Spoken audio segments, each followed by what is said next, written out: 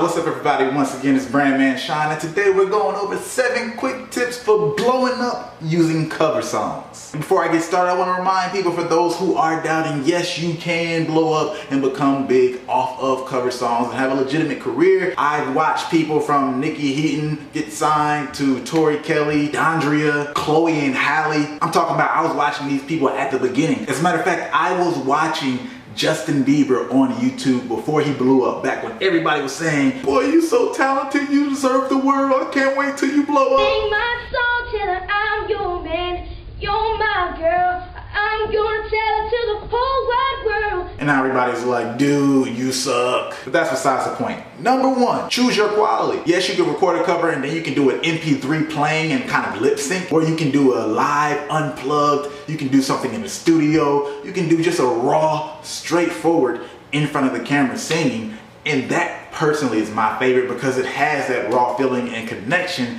that allows people to feel like you're not a star yet. You're just somebody in their room that I can root for, and I'm catching you before the world knows about you. That's the biggest advantage of that one right there. Number 2, consistency. There's no fancy way to say it. To get attention over time, to build a fan base, you just have to stay consistent. You might not get views initially, but eventually you're building up a catalog where people start to discover you, and next thing you know, they say, oh my gosh, this person is amazing. So when you're doing covers, don't think about necessarily the first day and the first week. At the end of the day, you should plan to at least dedicate 8 months so you can give it that time to blow up and really start to feed and create its own loop of audience generation. And speaking of audience generation, of course, you want to engage with the people who are engaging with you. All the people who are appreciating you, thank them. If they have requests, go with the request. It's helpful to help you build a relationship with your fan base. And quick side note, because I didn't put this on the list, whether you're on YouTube or Instagram, YouTube, you should be doing full songs probably, or maybe shortened 2-minute versions. And then on Instagram, 15 to 30-second clips would work better than doing a full minute. Number 4, do songs that are hot while they're hot. The reason being for this is when there's a hot song, people are already searching for that song, and it makes you more easy to find. If I'm looking for Bad and Bougie, and next thing you know, I see Girl Kills Bad and Bougie cover on the side of my screen, I just might click on it. Catching popular songs is something that a lot of people use, so it's not necessarily like you're not gonna have competition in it. So the faster you can do that and turn around a new hot song, the better. 5,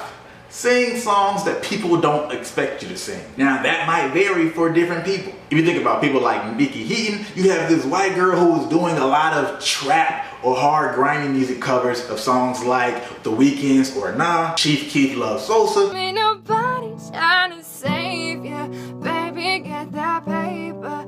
Probably got a lot of other bitches owe you favors. Heard you got a man, help me understand how you ain't nothing but a creeper, baby. I'm just saying no, saying no. It ain't none that cut that bitch off. It might be interesting for a little kid to be singing these grown and vulgar songs that get a lot of attention. I don't necessarily recommend it, but it could also be interesting for a grown woman or a teenager or a grown man or whatever to be doing these new renditions of nursery rhymes. Or if you were doing these slow, sexy renditions of television show theme songs, kind of like how Jamie Foxx did Brady Bunch, and he made that song amazing. Here's the story of a lovely lady who was bringing up 3 very lovely girls. All of them had hair of gold, like their mother, the youngest one in curls. Take a song off of TV and make it sound good enough to make love to. Even if the song was, here's a story of a lovely lady,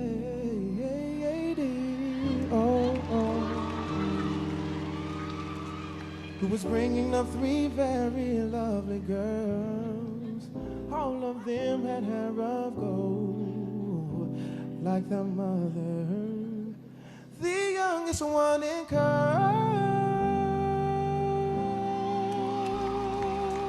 Yeah. Number 6, take fast songs and slow them down, or take slow songs and speed them up, or put more beat and punch to them. When you change up the arrangement, it helps you stick out more, and it helps people to disassociate it with, oh, this person's just singing the song nice and it sounds good, so they have a nice voice. It helps them get captured in your talent as a whole. And oftentimes it's just nice for people's ears. That's why a lot of times when people take the fast version of a song and slow it down and do acoustic, people always say, this version sounds so much better. It's a thing. Go look at people's covers and you'll always see that somewhere. And number 7, get creative. This could be the most important of all of them, especially if you're failing to really start getting some traction. You might have to do something really creative, create some kind of series possibly, or get somebody involved. I don't know if you get another person involved and they're beatboxing with you, or you're just singing songs to your dad or with your dad there and watching his reaction, or maybe you're going to every Starbucks in the city and singing outside each Starbucks and create a series out of that. Somebody does that, I swear, eventually, if they're not like vulgar songs or